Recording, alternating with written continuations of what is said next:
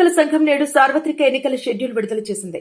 18వ లోక్సభ ఎన్నికలతో పాటు 4 రాష్ట్రాల అసెంబ్లీ ఎన్నికలు కూడా వివిధ దశల్లో నిర్వహించేలా షెడ్యూల్ ప్రకటించింది. 3 దశల్లో ఎన్నికలు నిర్వహించనున్నారు. వీటిలో పలు రాష్ట్రాల్లోని 26 ఉప ఎన్నికలు కూడా ఉన్నాయి. ఇక ఏపీలో మే 13న ఎన్నికలు నిర్వహించనున్నారు. ఏపీలో జూన్ 4న ఎన్నికల ఫలితాలు వెలువడి కానున్నాయి. ఏపీ ఎన్నికలకు ఏప్రిల్ 18న నోటిఫికేషన్ విడుదల కానుండగా ఏప్రిల్ 26న నామినేషన్ల పరిశీలన జరుపుతారు.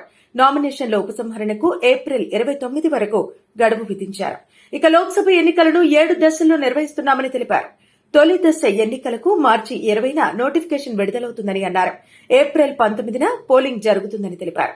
రెండో దశ ఎన్నికలకు మార్చి 28న నోటిఫికేషన్ విడుదల కానుందని, ఏప్రిల్ 26న పోలింగ్ నిర్వహిస్తున్నామని వెల్లడించారు.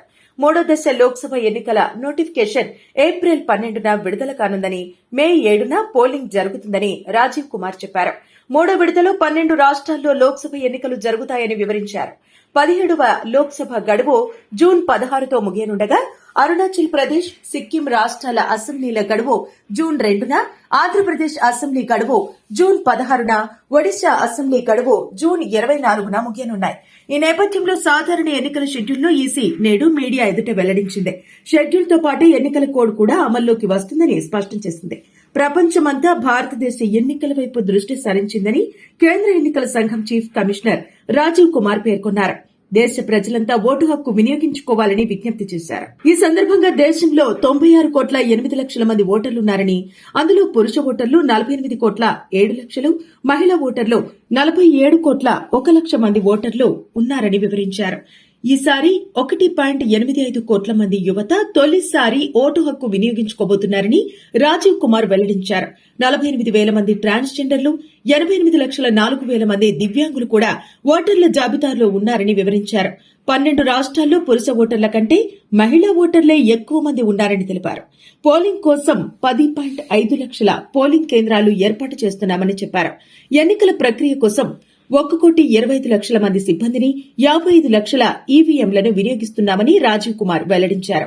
అతిపెద్ద ప్రజాస్వామ్య దేశమైన భారత్లో ఎన్నికలకు సౌకర్యాల కల్పన ఓ సవాలని, అయితే ఎలాంటి లోపాలు లేకుండా ఎన్నికలు నిర్వహించాలన్నదే తమ ప్రయత్నమని వివరించారు.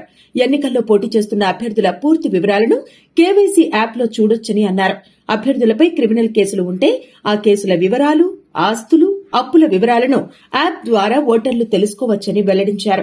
ఎవరైనా తాయిలాలు, నగదు పంపిణీ చేస్తుంటే ఫోటో తీసి యాప్లో అప్లోడ్ చేయొచ్చని chief election commissioner Rajiv Kumar పిలుపునిచ్చారు. సదరు ఓటరు సెల్ఫోన్ లొకేషన్ ను బట్టి 100 నిమిషాల్లో అక్కడికి చేరుకుంటామని స్పష్టం చేశారు.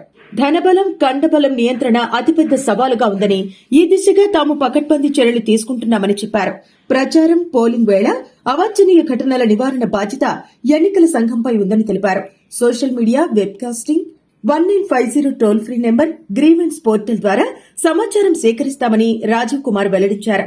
పోలింగ్ రోజు నిరంతరం సమాచారం తెలుసుకుంటామని, 5 మాధ్యమాల పర్యవేక్షణకు జిల్లా స్థాయి అధికారి ఉంటారని పేర్కొన్నారు. రాష్ట్రాల మధ్య అనధికార వస్తువులు, డబ్బు రవాణా జరగకుండా నిఘా వేస్తామని, అంతర్జాతీయ సరిహద్దుల్లోనూ డ్రోన్లతో నిఘా ఉంటుందని వివరించారు. రీపోలింగ్ జరపాల్సిన అవసరాన్ని తగ్గించడం, హింసకు, ఫేక్ న్యూస్ వ్యాప్తికి అడ్డుకట్ట వేయడం తమ ప్రధాన అంశాలని రాజీవ్ కుమార్ స్పష్టం చేశారు.